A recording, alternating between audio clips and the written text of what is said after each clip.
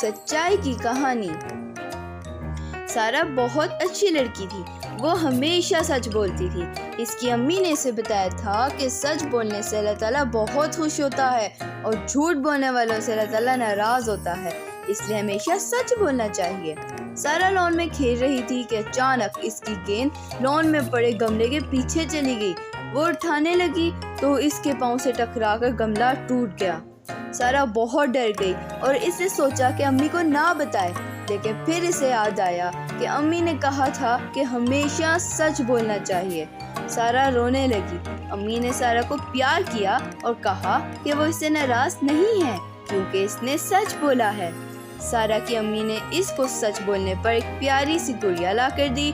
سارہ بہت خوش ہوئی۔ اچھی بات، ہمیشہ سچ بولنا چاہیے۔